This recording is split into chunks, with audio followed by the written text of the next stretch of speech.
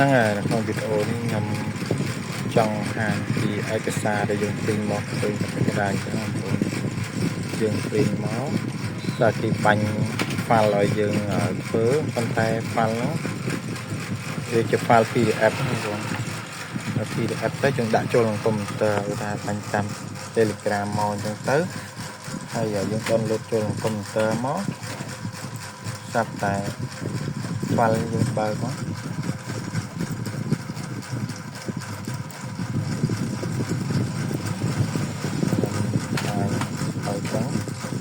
ដើម្បីថ្ងៃក្រោយ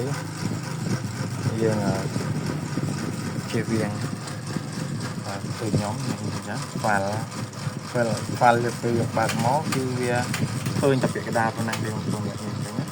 តាមពិតចម្រុងกระดาษ A4 ទេ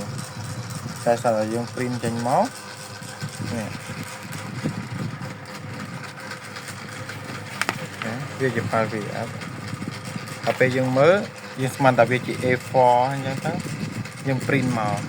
ដល់ពេល print មកមិនមែនទេព្រោះនេះបានតែប៉ុណ្ណេះទេវាបានពេញចម្រុងជាกระดาษ A4 វាធំផុតអញ្ចឹងចំណុចនេះគឺបងប្អូនមើលចំណុចនេះវាមិនងាយមានទេតែបើមានចេះដោះស្រាយចឹងណានេះខ្ញុំប្រាប់ដំបូងហ្វាល់យើង download មកអញ្ចឹងយើងបើក file PDF មកហើយយើងយកពាក្យ file យកពាក្យ print rich ម៉ាស៊ីនណាម៉ាស៊ីននេះมันបូកវាជាប់តែ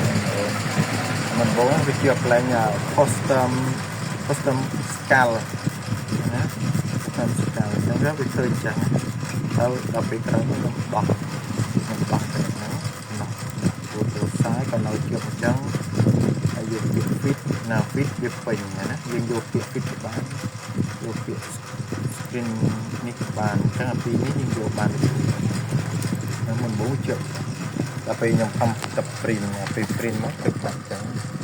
ខ្ញុំទៅឆែកមើលកន្លែងហ្នឹងគឺ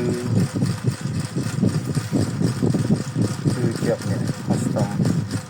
custom scale ចឹងដាក់យកនេះបានយក string oversize page បានដល់ពេលហើយយើង print បាន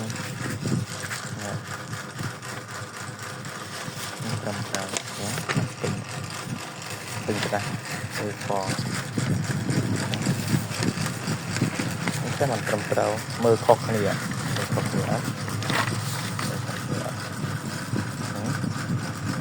ចានេះវាធំតែពេលទូ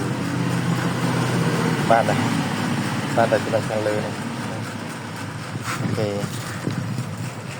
អានេះវាបញ្ហាតិចតួចប៉ុន្តែបើវាកាត់ឡើងហើយយើងមិនដឹងពីពលិទ្ធដោះស្រាយក៏ពិបាកដែរអញ្ចឹងយើងជួបហើយយើងដោះស្រាយយើងជួយតាប់គ្នាទៅដើម្បីកុំឲ្យអ្នកក្រោយខុសទៀតចឹងខ្លះពេលជួបហើយមិនដឹងដោះស្រាយមិនចេះថា file code ចឹងពិតមែនទេវាជាប់ក្នុង program ជួនកាលវាជាប់មកពីគេហើយយើងត្រូវដឹងចឹងត្រូវចេះដោះចាព្រោះបើយើងអត់ចេះដោះអញ្ចឹងយើងខាតការងារយើងខាតមានតែប៉ុណ្្នឹងឯងវីដេអូហ្នឹងចង់ប្រាប់ពីរបៀបដោះវាជាប់ក្នុងស្កាលវាព្រីធំព្រី 100% វាប៉ុន្តែនៅនេះវាខ្នាត10ជំនាន់ខ្នាត 8 27ប៉ុណ្ណា11.9 ខ្នាតវាធំចុះបាននេះ31%ស្កាល31% អានេះ31% គ្នាអានេះ 25.4 គុណនឹង 36.7 ហើយធំដាក់មកនេះមានបញ្ហាវាអត់បានមានប៉ុណ្ណឹងឯង